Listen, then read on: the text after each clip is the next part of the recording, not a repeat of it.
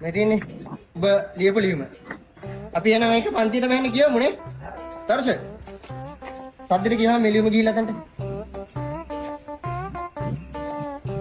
Sir හරිනෑනේ sir පන්තියට ඇහෙන්න කියද්දි ලැජ්ජයි sir මට කියවන්න එපා කියන්න සර් අරයට.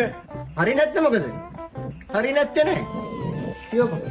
ගරු විනය භාර සර්ගෙන් අවසරයි අපේ පන්තියේ සිසිවියන්ගෙන් අවසරයි මම මෙතනට ආවේ අපේ එහාගේ පෙම් හසුන කියවන්න මගේ සුදු බෝලේ කුක්කු මැණික මම ඔයාට ගොඩක් ආදරෙයි ඔයාට ඊයේ විනය භාර කාර්යයා ගැහුවා නේද ඒක ඔයා හිතන්න එපා මම උගේ කාර් එකේ රෝද හතරම උලන් ඇරියා පර බල්ලා. තෝ මගේ කාර් එකේ රෝද හතරම හුලං රේද? පරයා.